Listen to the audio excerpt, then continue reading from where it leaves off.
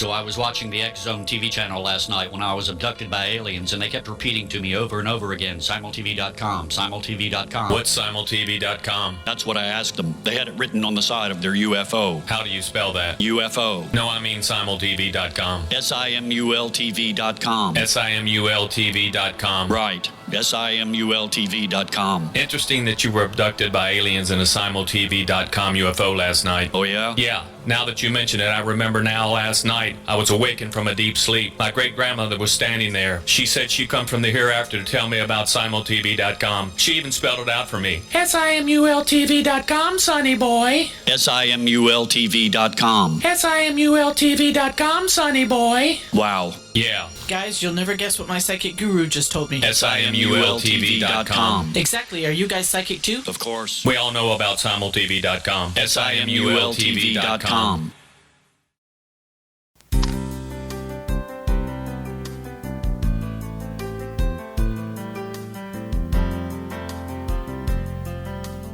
Welcome to Mission Evolution Radio Show with Gwilda Wiyaka, bringing together today's leading experts to uncover ever-deepening spiritual truths and the latest scientific developments in support of the evolution of humankind. For more information on Mission Evolution Radio with Gwilda Wiyaka, visit www.missionevolution.org. And now, here's the host of Mission Evolution, Miss Gwilda Wiyaka.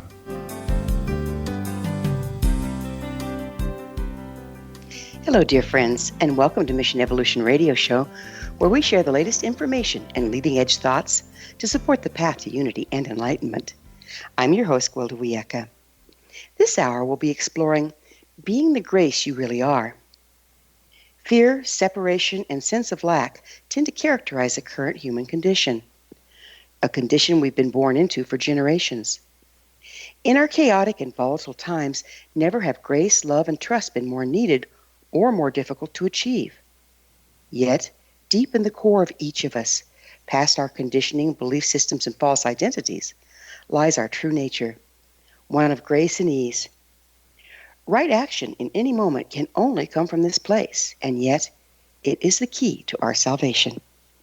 How can we unbury this gift when generations of conditioning stand between us and it? How can we find the presence of mind to look within when the outside world is so threatening and unpredictable? With us this hour to explore love, grace, and ways to access them is Miranda Macpherson. Miranda is the author of Boundless Love and The Way of Grace, the transforming power of ego relaxation. She's a spiritual teacher and minister who shares an integrated approach to surrender and non-dual realization. Miranda has been guiding others into direct experience of the sacred for 30 years. She's the founder of OneSpirit Interfaith Foundation in London, where she trained and ordained over 600 ministers and counselors. Today, Miranda leads the Living Grace Sangha in Northern California. Her website, mirandamacpherson.com. Miranda, thank you so much for joining us on Mission Evolution. Thank you, Gwilda. I'm delighted to be here with you. You're a minister. Where were you ordained? I was ordained in New York City. I went through ministry training in my early 20s, and I was ordained at what was then called the New Seminary, way, way, way back, almost 30 years ago, and was asked almost immediately after I was ordained by my teacher to set up that training in the United Kingdom, because there was no such thing in Europe, no such sort of, interfaith or interspiritual community or ministerial training whatsoever. And so I did as my teacher asked and founded that back in, I think, 1996, a long time ago now. Right. So how did you become a spiritual teacher? Well, I don't think anybody really sets out to say, I'm going to become a spiritual teacher. I was just following my own path and very much on fire with it. I had my initial awakening when I was a 13-year-old girl within a period of depression. And so I was engaged in deep spiritual study, meditation, prayer, inner work, psychological work, and one thing just led to another. And at a certain point, I thought, I should kind of get a bit more training.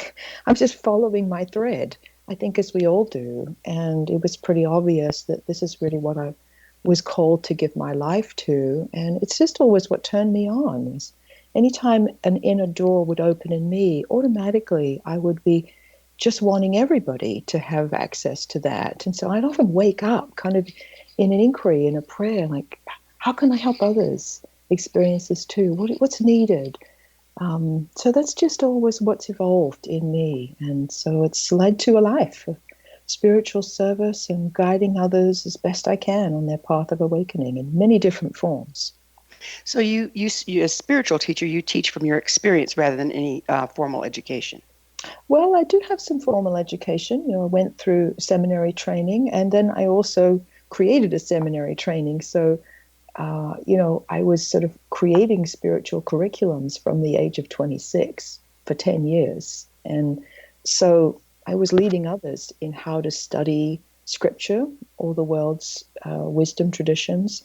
But what I've always most been on fire with is the practical application. I'm a very down-to-earth Australian woman, and I've always been most interested in rubber meets road. What does it actually take for fear and separation and hurt and boredom and disconnection to disappear?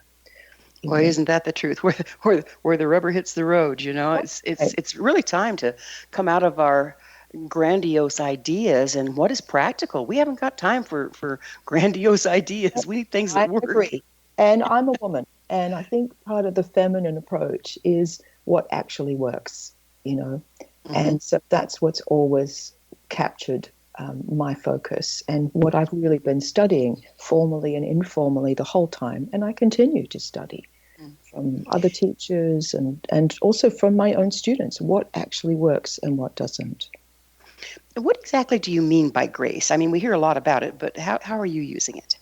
Well, when I say the word grace, I mean much more than a beautiful state that fills our heart with gratitude. What I've discovered is that grace has 4 primary dimensions or ways that it comes online, actually from within us. So Ramana Maharshi, who is a big inspiration of mine, he's a beautiful Hindu saint that was alive in the early part of the last century. He said that grace is always present. We imagine it something somewhere high in the sky, far away, that has to descend. But really, grace is inside you, in your heart. And the moment you merge the mind into its source, grace rushes forth, sprouting as if a spring from within you. So it's not only this beautiful word that evokes a sense of beauty, that lightens our mood and inspires us. It's really the ground of our being, the unchanging ground of all being, that we can relax into and actually receive the support we need to let go of fear and judgment and control and those really tricky features of our ego that every human being has to deal with. It's also the loving goodness that heals us, that nourishes us, that grows us, that brings gifts and blessings into our life that are precisely what we need. And I think everyone who's remotely awake spiritually would be able to look into their life and recognize that it's grace that brought their children to them, that it's grace that somehow guided them to meet the love of their life or connect with a best friend, that we are given gifts and so many more gifts than we typically have our eyes open to, and that as we really open up, we recognize that we are being blessed, and as we receive that, it ends the spiritual poverty of lack. But so grace, where does grace come from? Is it something that we Can I say a little more about grace? Actually, I was going to ask more about grace, if that's all right. Yeah, because Okay, so where does it come from? Is it something that's within, or do we tap into it from within? Okay, it's both. So grace, because grace is the unchanging ground of all being and the loving goodness that comes upon us, it's also the presence that transforms us, it dances. So in a way, it is the infinite ground of everything, is this loving goodness. So it's always there, it's always available, and it's part of us, and we're part of it. That being the case, why have we become so disconnected from it? Well, it seems to me, and if you study kind of classical spiritual traditions, they all have within their cosmology an understanding that as we come into incarnation as a human being, the first stage of humanness is developing a personality, developing an ego structure. And that in the process of that, we go through what sometimes is called a fall from grace. We lose contact with our essential true nature.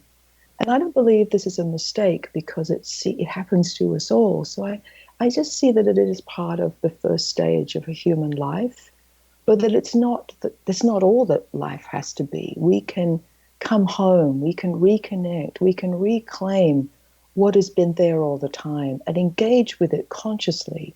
And in so doing, we become more transparent to our true nature. We feel the divine presence always here with us. We recognize that all of our experiences have been happening within the divine anyway. And in that process, we become a much more spiritually elegant, mature, graceful human being that, shows us that that which is often seen as so lofty is actually the most practical thing in the world. That we really need grace to become more graceful, and especially here in these times that are so lacking in grace, I think. Yeah, and it's volatile times. And you mentioned our true nature. We have just about half a minute left. Let's start talking about what is our true nature. Wow, our true nature is really primordial pure being itself that manifests like light manifests into different colors, manifests into all these essential qualities: boundless love, joy, pure awareness, peace, strength, clarity, knowledge, knowing, love.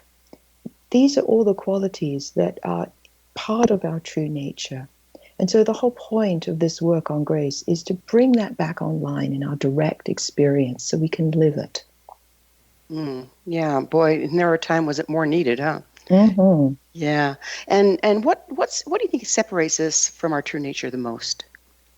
Well, I think there are obvious dense things like, fear, judgment, control, and not knowing how to work with those forces. So in the first part of my book, that's what I'm addressing straight off the bat. So we have to learn not how to just try and bat away fear, judgment. Well, we're going to have to take up on fear, judgment, and control on the other side of a commercial break. Okay. Miranda and I will return shortly, so don't you go away. You're listening to the Mission Evolution Radio Show, coming to you on the X-Zone Broadcast Network, www.xzbn.net.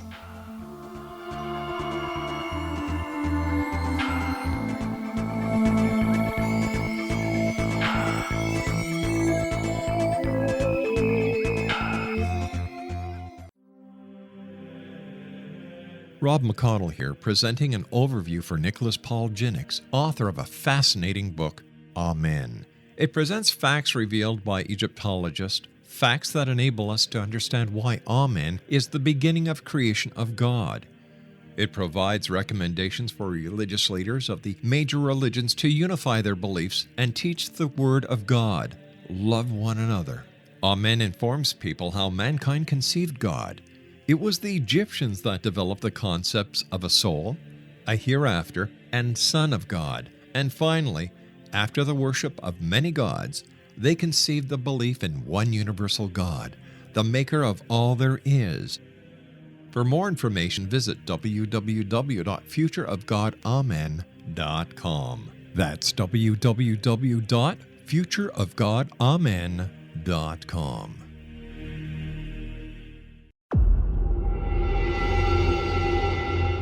Whether you're a skeptic or a believer, join me, Rob McConnell, as together we'll investigate the world of the paranormal and the science of parapsychology here on the X-Zone Radio TV show on XZBN and the X-Zone TV channel on Simul TV. Since 1990, the X-Zone Radio TV show has been the place where people dare to believe and dare to be heard. Together, we'll investigate UFOs, aliens, ghosts, Bigfoot, psychic phenomena, lake monsters, conspiracy theories, government cover-ups, the truth embargo, alien abductions, ESP, haunted locations from around the world, and so much more. With over 28 years of broadcasting and more than 4,500 individual guests, the X-Zone is truly a place where fact is fiction and fiction is reality, as evidenced by the credibility, integrity, and professionalism of the guests that we bring to our international audience. If you have seen a UFO, had a close encounter, seen a ghost, Bigfoot, lake monster, or a story that you would like to share or have investigated, contact me, Rob McConnell, by sending me your email to xzone@xzoneradiotv.com, or you can call toll-free 1-800-610-7035, extension 143, and on Skype, X-Zone Radio TV.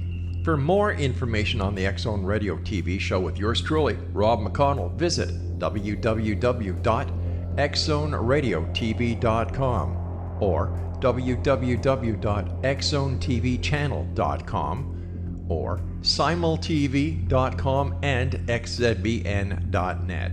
Until next we meet here in the X-Zone from our broadcast center and studios in Hamilton, Ontario, Canada, always remember, X-Zone Nation, keep your eyes to the sky and your heart in the light.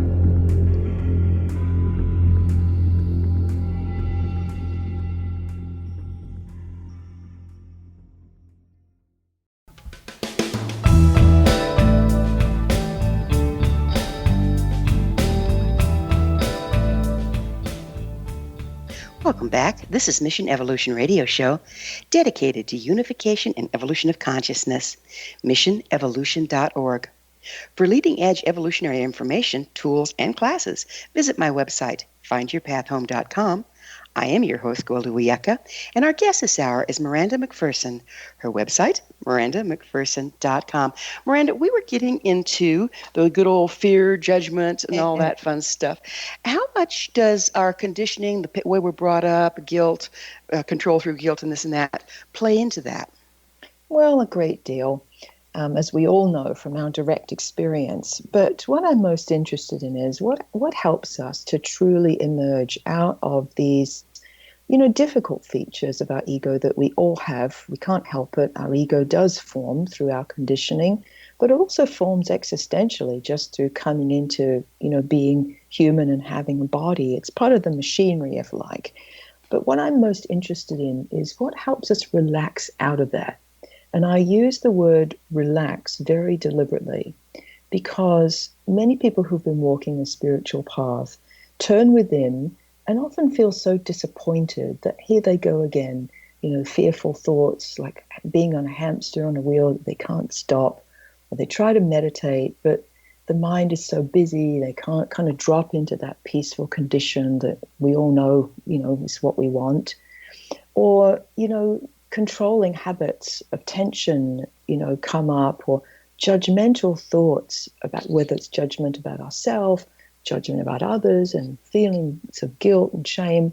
All this is stuff that everybody meets as they turn more substantially within. And what I didn't say earlier about grace is that what brings grace alive in our direct experience is some kind of surrender. And so there's a specific kind of surrender that's required as we have to work with the fear, as we work with control.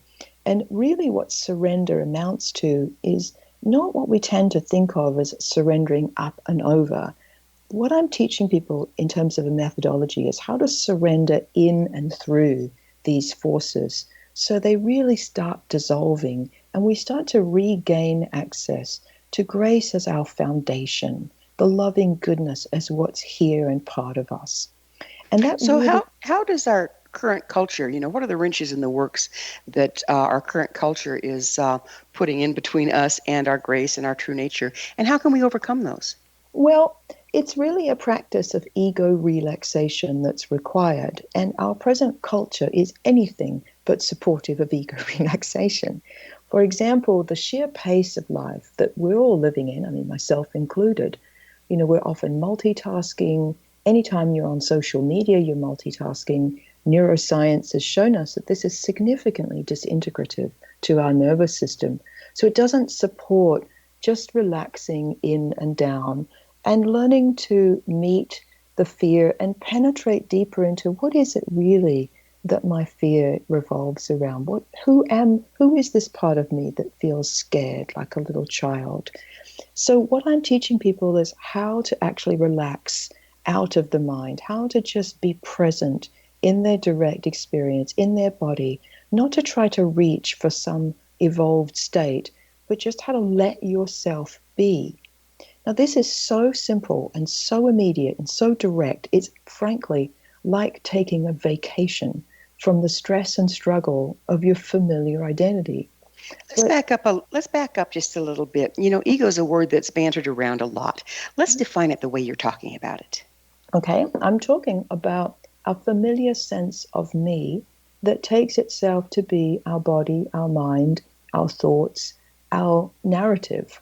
That basically, when you really look at it deeply, is a set of adaptive mechanisms, beliefs, and constructs, and also stress and tension patterns that have become reified into something that kind of feels like our brand. Oh, so we identify with our patterning. Yes, very much so. Mm-hmm. And a lot of that's unconscious, and a lot of it is just patterns of stress and tension. Right? And so ego relaxation is the how of my whole method. It's the how we open to re-experience the grace that is our foundation and retrieve those essential qualities of who we really are. So how can we find the difference between our ego and our true nature? How do we start to do that sorting process? Okay, so it's really about learning how to be present in our bodies with our breath and do nothing. Now let me say something about this because it's not a concept. Ego relaxation is an invitation to just be here, undefended, with your direct experience in the here and now, ceasing and desisting any attempt to fix it, transcend it, get over it, do anything with it. Because when you really look at that, even the attempt to try to fix or get over yourself is ego doing. So surrender requires a melting. I liken it to when you have like a hard block of ice, and we all know how that feels, our fixed ego kind of patterning. We feel clunky and dense. We don't feel receptive. We don't feel all these beautiful qualities are so available. We feel like we have to get them from the outside or become them or become worthy of love and so forth.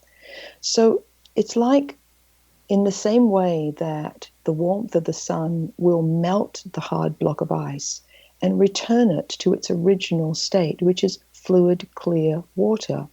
So the practice of ego relaxation, just being here with our direct experience, even fear, control, and judgment, and just learning to soften and open and melt and let ourselves be, is what allows grace to transform us deeper into who we are. So become more of a witness to what's going on around you rather than identified with it. It's not necessarily just witnessing. This is what's unique about my work. It's more that we're contacting from the inside with great love and compassion, what we find. And we might inevitably find memories from the past, difficult emotions, fears, feeling vulnerable, feeling uncertain, a lot of thoughts. And the practice is learning to just contact that and let it be. Contact that, let it be. And so we become present and undefended. We naturally start returning to what's been here all the time, what we've been part of all the time. And how does this method differ from regular meditation? It sounds pretty similar. Well, it is and it isn't. I mean, there's a lot of different kinds of meditation. So if you're talking about mindfulness is more about witnessing. This has more of a felt sense of contacting from the inside.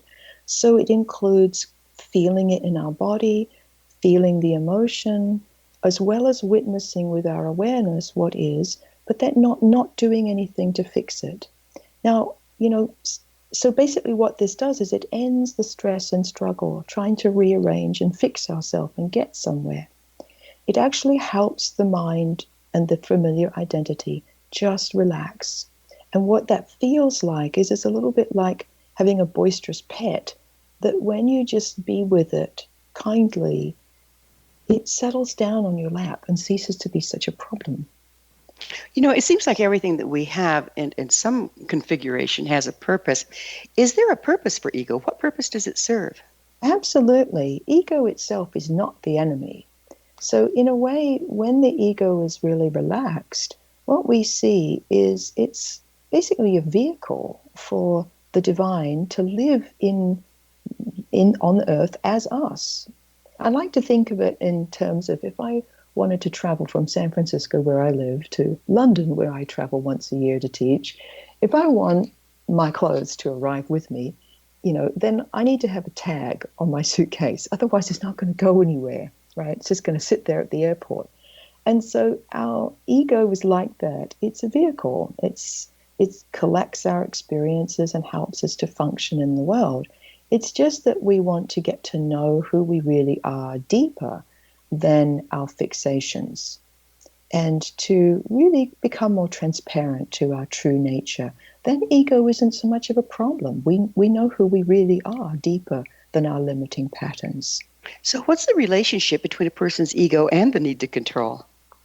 Well, ego, in a way, that is one of its primary features, because our ego is, when we believe that we're separate, fear arises. It can't not arise, because if you believe that you end where the borders of your body end, and that you are your particular beliefs and thought streams, then you will perceive yourself as in danger and the need to control your environment and other people. It just comes with it. So I think of control as like the cousin of fear, if you like. And these are just features that every ego structure has that we all need to learn how to relax out of.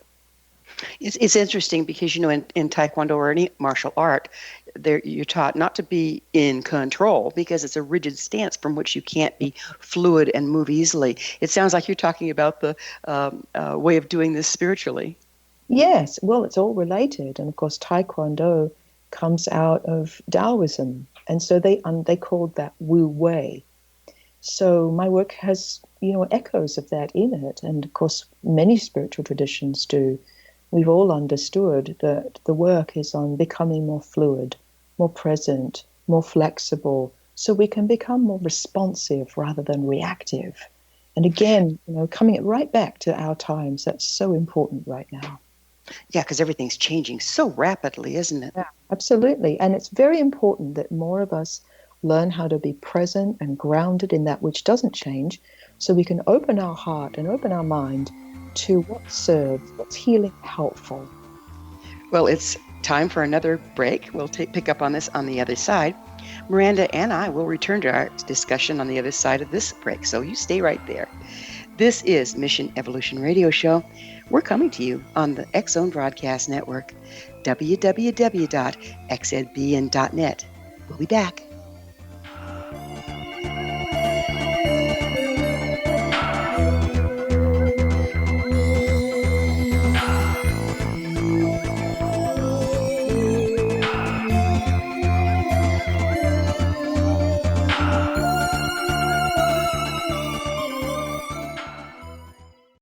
So I was watching the X-Zone TV channel last night when I was abducted by aliens, and they kept repeating to me over and over again, simultv.com, simultv.com. What's simultv.com? That's what I asked them. They had it written on the side of their UFO. How do you spell that? UFO. No, I mean simultv.com. simultv.com. simultv.com. Right. simultv.com. Interesting that you were abducted by aliens in a simultv.com UFO last night. Oh, yeah? Yeah. Now that you mention it, I remember now last night I was awakened from a deep sleep. My great-grandmother was standing there. She said she'd come from the hereafter to tell me about simultv.com. She even spelled it out for me. simultv.com, sonny boy. simultv.com. simultv.com, sonny boy. Wow. Yeah. Guys, you'll never guess what my psychic guru just told me. simultv.com. Exactly. Are you guys psychic too? Of course. We all know about simultv.com. simultv.com.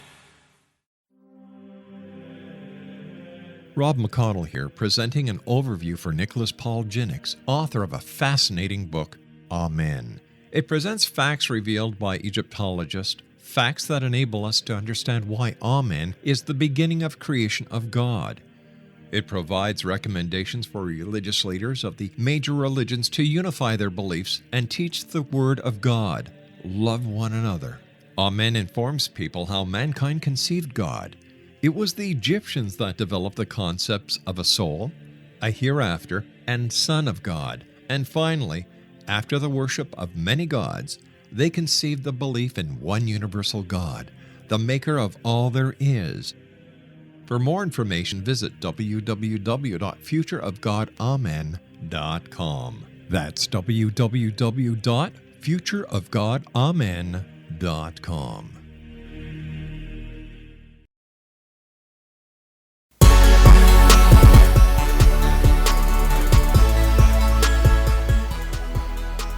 Welcome back. This is the Mission Evolution Radio Show, missionevolution.org, bringing leading edge information supporting the path to enlightenment. Don't miss all the wonderful evolutionary things we have to offer on my school website, findyourpathhome.com. I'm your host, Gwilda Wiyaka, and we're speaking with Miranda Macpherson. Her website, mirandamacpherson.com. So how... You talked about, we've been talking about ego relaxation, but we haven't totally described what it is. Would you mind doing so? Sure. Ego relaxation is simultaneously a transmission. When I say transmission, I mean it's a communication from beyond the mind to like put a pattern interrupt through our whole system.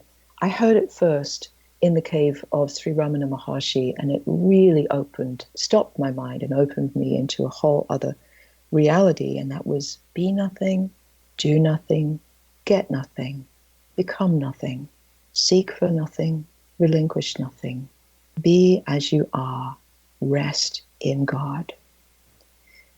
Now, our ordinary mind can't understand that, but if we just let it in to our felt sense, we might notice a sense of deep peace, as if like an end to the stress and struggle, which it is. It offers us an instantaneous vacation from what I like to call our me-go, a familiar sense of me. But it's also a practice for life. It's a how. When we learn how to be here in our direct experience without trying to fix it, get somewhere, become something, effort to fulfill some ideal, then what happens is we live into a state of ego relaxation, which is direct, soft, settled, open, and spontaneously available for a grace deeper than our mind to live our life. And so so let me back up a little bit. Mm-hmm. How does this relate to mind, heart? It seems like it's all involved in here somehow. If you're going into ego relaxation, do you come out of your mind? Do you change your mind? What do you do? Well, what happens is, the mind drops into its true master, which is the heart, not just the emotional heart, but that depth of heart that is loving awareness. And it's also in relation to the body, because our body is also a sacred vessel that, is how we move through life. And so there's a felt sense of becoming a lot more awake and present in our somatic experience. And so my work, ego relaxation, is practiced in body, in heart, and in mind. So it awakens and vivifies and opens and relaxes our whole being. Very beautiful, actually. There's growing evidence, scientific evidence, that the heart doesn't pump the blood, it spins it, spirals it through the veins, which spins the red blood cells, and they have iron in the middle, which creates the electromagnetic field around the heart, which creates the electromagnetic field around the body. Every place that crosses any other electromagnetic field, X points are created. So it becomes a connecting point. Are you using that vehicle? Well, I'm not really talking about the physical heart. I'm talking about the heart of our being. And so, in pretty much every tradition, particularly in Advaita, in mystical Christianity, in Sufism, even in Buddhism, where the focus is so much on metta, loving kindness, it's universally acknowledged that the heart is more than a physical organ. It's really the very center of our consciousness. And in a way, it's where the center of gravity wants to be. And when our focus is more present in our bodies and deep in our heart, then our mind opens up into pure perception, pure clarity. The mind then serves the heart. And I like to think that that's right relationship that, is really a reverse of the way that we've been trained to live. We've been all trained in Western culture to kind of headbutt our way through life, to think and direct and lead with the mind. But the better use of mind is service to the heart. And one of the greatest ways that the mind can serve the heart is through the practice of inquiry, which is one of the ways in which ego relaxation takes shape as a practice that supports meditation, but as a distinct practice. So in my book, I'm giving very specific inquiry questions that really help point our attention into that which is always here, into the grace of our being. Okay, so inquiry sets up curiosity. Curiosity opens a closed mind, doesn't it? It also opens the heart, because if we let our heart become curious, our body become curious, then we sense into a question, for example, a question like, what limits your capacity to trust? And sometimes we might let, as if the question is coming into our heart, certain emotions might arise of feeling vulnerable or feeling scared. If we might let that kind of a question come into our body, we might feel a kind of a shakiness that might have within it memories of things, not feeling so safe in the past. And so as we inquire, practice ego relaxation with inquiry in a question like that, our whole system can open up and decompress out of the past, fear, hurt, difficult memory. And then we can inquire into a question like, what's holding you now?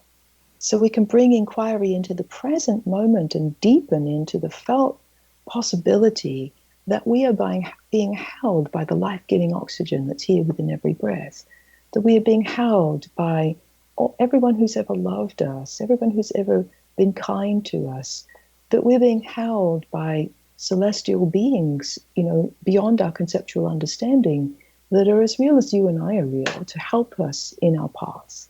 So much. And so this is a big key to what people experience when they come to my work. These really fantastic inquiry questions that really guide us into direct experience. So what's the difference between ego and identity? Okay. Well, we have an ego identity, and our ego, if we sort of, before it's gotten structured into a personality, is that basic sense of separation, taking the borders of our body to be what we are, and taking the sense of separation to be what we are. But it gets structured into an identity, narrative, a story. And this happens to us all, but it has a kind of a tone to it, a feel to it, and beliefs like I'm not good enough or I'm unlovable. And these things develop over time in relationship to what we go through in the first 5 years or so of our life. And then what becomes our brand, our kind of, cracked glasses that we're wearing, that we don't even necessarily know we're wearing, but that we're looking out through life throughout a pair of cracked glasses. And of course, what we're seeing isn't objective. It's distorted based on our narrative, our identification.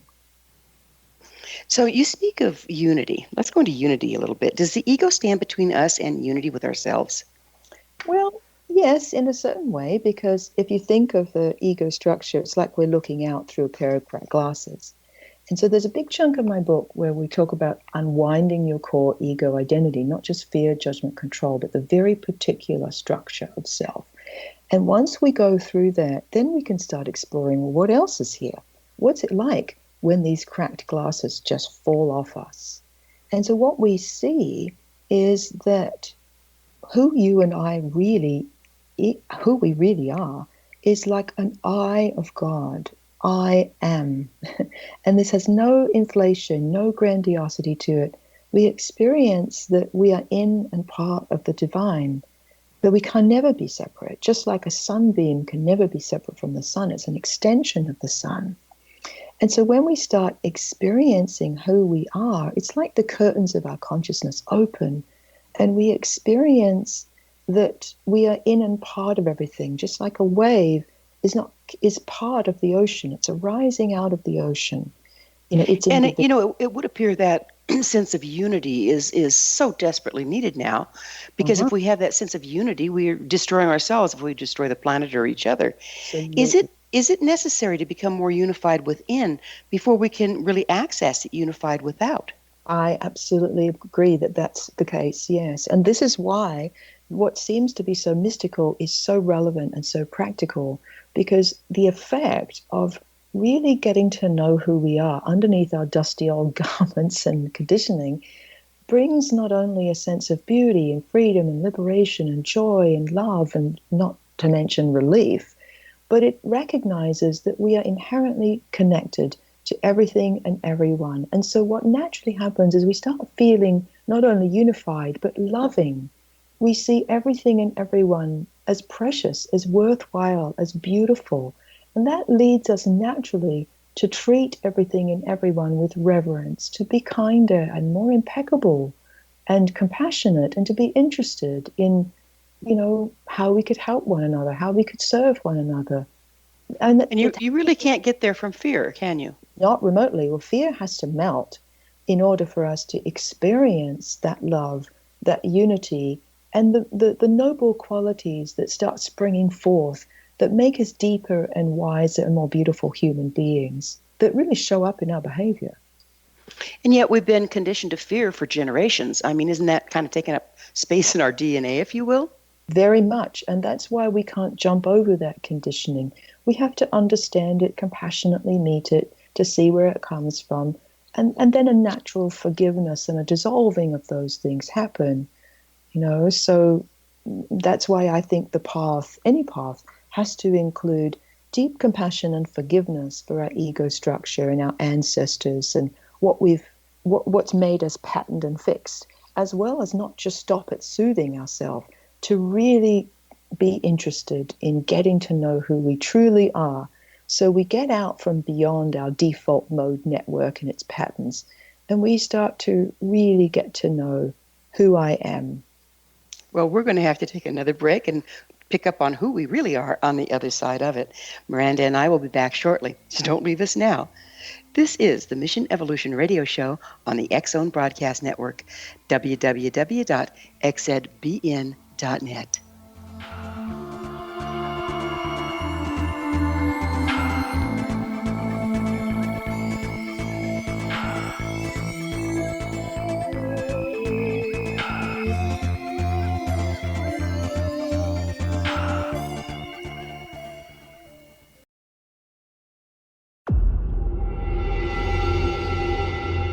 Whether you're a skeptic or a believer, join me, Rob McConnell, as together we'll investigate the world of the paranormal and the science of parapsychology here on the X-Zone Radio TV show on XZBN and the X-Zone TV channel on Simul TV. Since 1990, the X-Zone Radio TV show has been the place where people dare to believe and dare to be heard. Together, we'll investigate UFOs, aliens, ghosts, Bigfoot, psychic phenomenon, lake monsters, conspiracy theories, government cover-ups, the truth embargo, alien abductions, ESP, haunted locations from around the world, and so much more. With over 28 years of broadcasting and more than 4,500 individual guests, the X-Zone is truly a place where fact is fiction and fiction is reality, as evidenced by the credibility, integrity, and professionalism of the guests that we bring to our international audience. If you have seen a UFO, had a close encounter, seen a ghost, Bigfoot, lake monster, or a story that you would like to share or have investigated, contact me, Rob McConnell, by sending me your email to xzone@xzoneradiotv.com, or you can call toll-free 1-800-610-7035, extension 143, and on Skype, X-Zone Radio TV. For more information on the X-Zone Radio TV show with yours truly, Rob McConnell, visit www.xzoneradiotv.com or www.xzonetvchannel.com or simultv.com and xzbn.net. Until next we meet here in the X-Zone from our broadcast center and studios in Hamilton, Ontario, Canada, always remember, X-Zone Nation, keep your eyes to the sky and your heart in the light.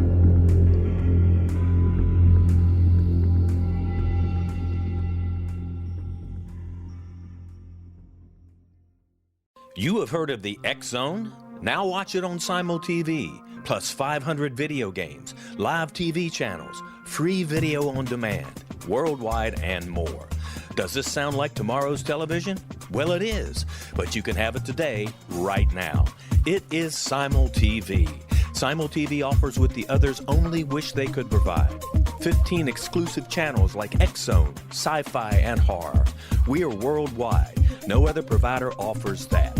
500 built-in video games, No need to have an extra expensive system. We have them included. Free video on demand, live streaming events from around the world, interactive online network, and much more. Tomorrow's TV today. Simul TV. Sound too good to be true? Well, it's not. You can have Simul TV today. Sign up at simultv.com. Do it today.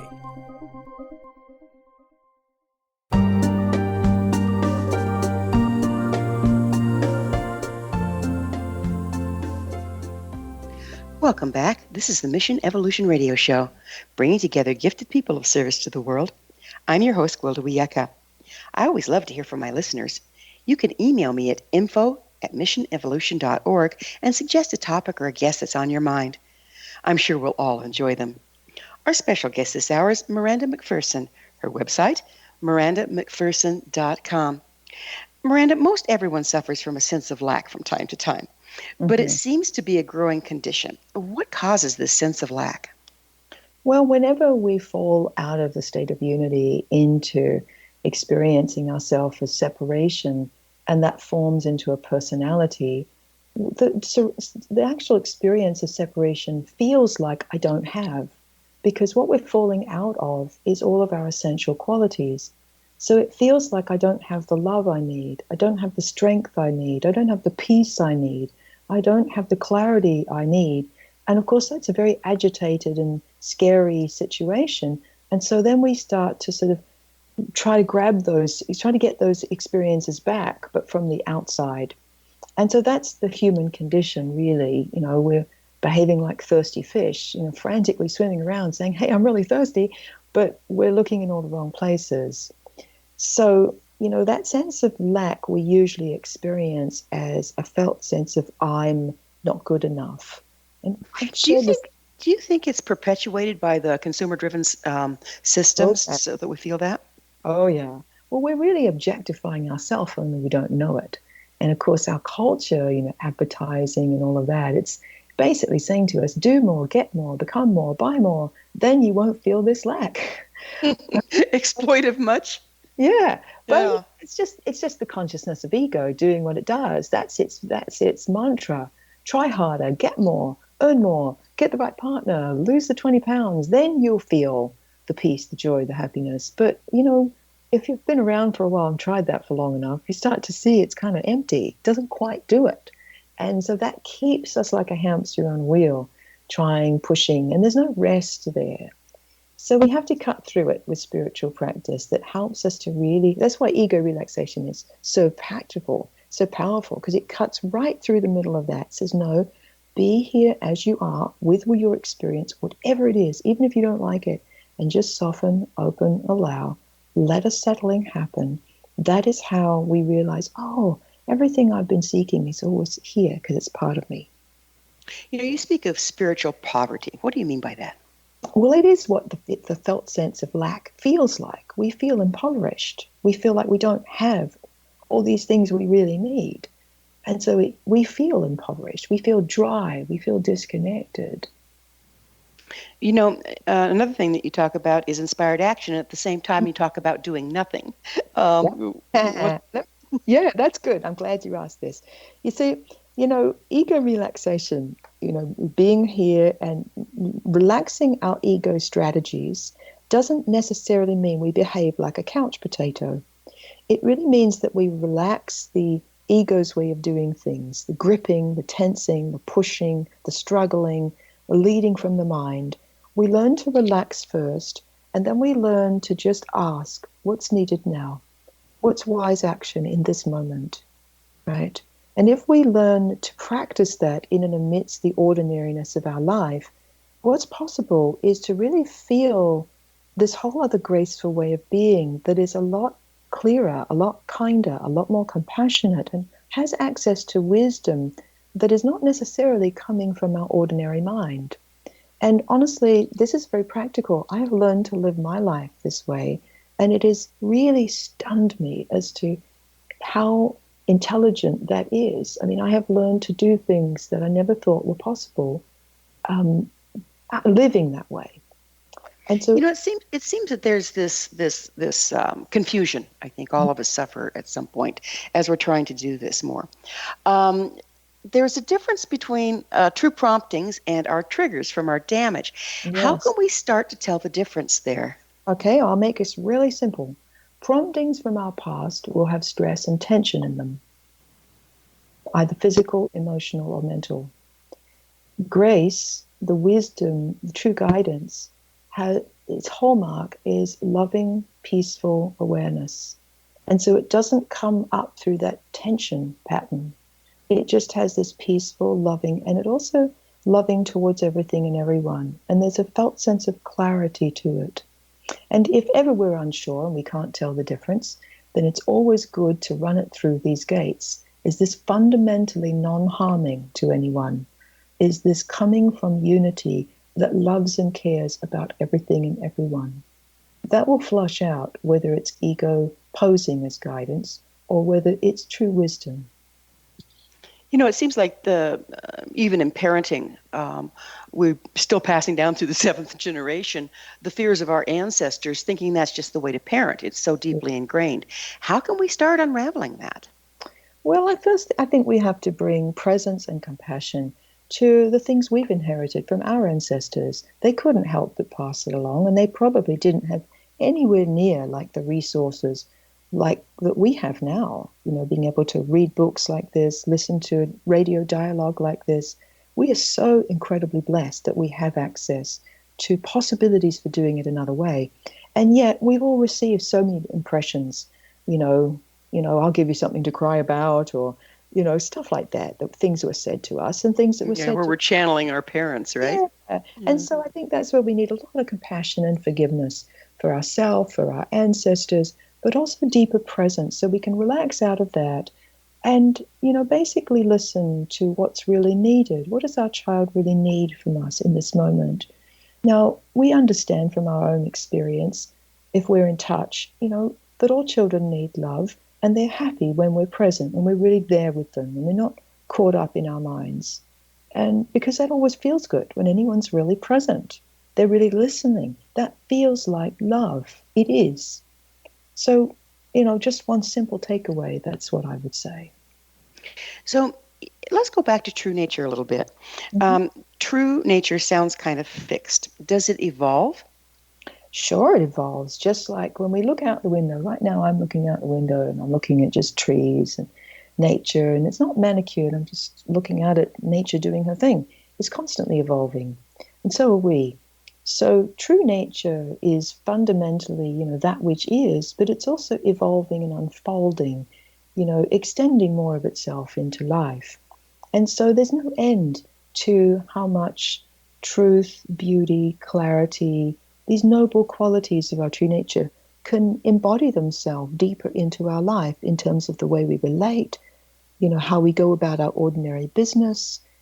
So it's both. It's both that which never changes and that which is constantly changing and unfolding and transforming. So how can we surf those currents? How can we be fixed and non-fixed at the same time in order to evolve as individuals? Well, I think it comes back to practicing ego relaxation, which is here in this moment. Could we just feel our feet on the ground? Could we just butterfly our knees a little bit, just drop down into the direct, immediate felt sense of here, now, this? Could we take a few breaths towards our heart and be interested in what's really important, which we all know is love? And could we be curious rather than judgmental about what life is asking of us in this moment, what that to-do list is today, and what's truly important?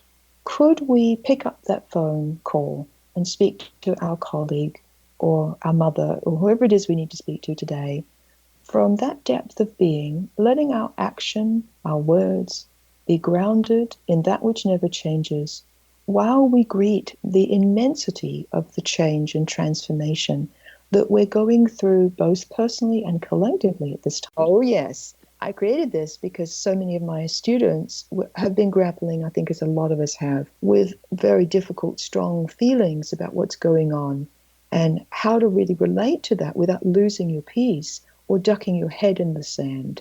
And so I actually lead the viewer through a little practice about how to be grounded and present in that which doesn't change while we open our heart to everything that is and be curious about how we respond to it in a way that is helpful and noble and graceful today. I'm not saying it's easy, but I am saying it's important that we put our attention there so that we don't just get caught in hating the hateful, judging the judgment, and participating in more duality. I think every single one of us is needed right now. Well, we have just a few seconds left. I have one more question I want to ask you. Mm-hmm. And as a former member of the media in Australia, how do you see the current news media in the United States? Oh, gosh, that's a huge question. I think there's a lot of different things going on. There's a lot of polarization, but I also think that there is some really wonderful journalism, people who are really trying their best to, let the truth come out and be seen and heard.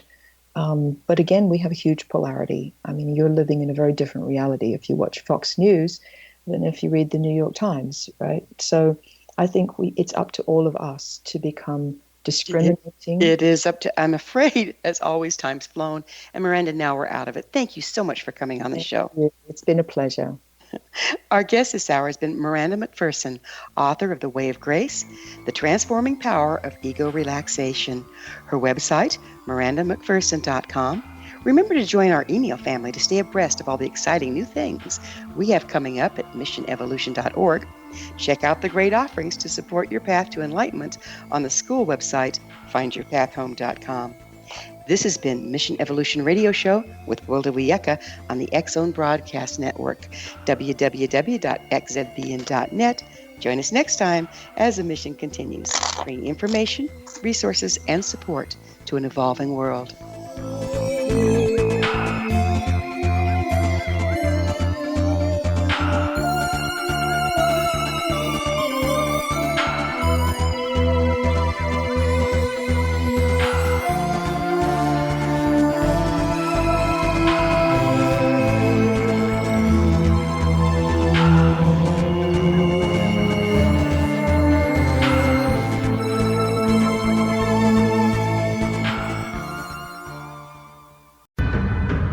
If you are looking for a safe, zero-calorie natural option to the harmful artificial sweeteners on the market today, Just Like Sugar is what you're looking for. Just Like Sugar is a wonderful natural alternative for those health-conscious people who choose a calorie-restricted diet with a great, pure, sweet flavor that tastes just like sugar. Just Like Sugar is a great natural option for people suffering from diabetes and may be useful in restricted diet programs where standard sugars are not allowed and does not cause a laxative effect of some other sweeteners.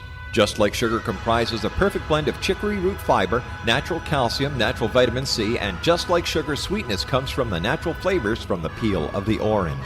Just Like Sugar is a natural alternative to harmful artificial sweeteners and will change the way that you believe all natural sweetener products taste. Just Like Sugar is available at your local Whole Foods markets, Wild Oats markets, Henry's, Sun Harvest, and many other fine natural food stores in the U.S., Canada, and worldwide. You have heard of the X-Zone? Now watch it on Simul TV, plus 500 video games, live TV channels, free video on demand, worldwide, and more. Does this sound like tomorrow's television? Well, it is, but you can have it today, right now. It is Simul TV. Simul TV offers what the others only wish they could provide. 15 exclusive channels like X-Zone, sci-fi, and horror. We are worldwide. No other provider offers that. 500 built-in video games. No need to have an extra expensive system. We have them included. Free video on demand. Live streaming events from around the world. Interactive online network, and much more. Tomorrow's TV today. Simul TV. Sound too good to be true? Well, it's not. You can have Simul TV today. Sign up at simultv.com. Do it today.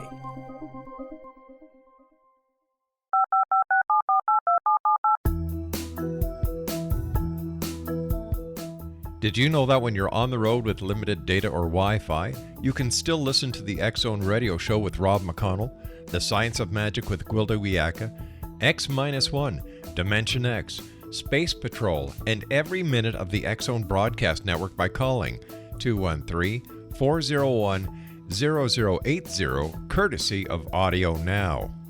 No smartphone, app, or internet needed. It saves your data plan and it's free if you have unlimited minutes. Call 213-401-0080 to listen on any phone, anytime, anywhere. Remember 213-401-0080 for the best of the paranormal, parapsychology, and sci-fi radio programming anywhere, 24/7, 365.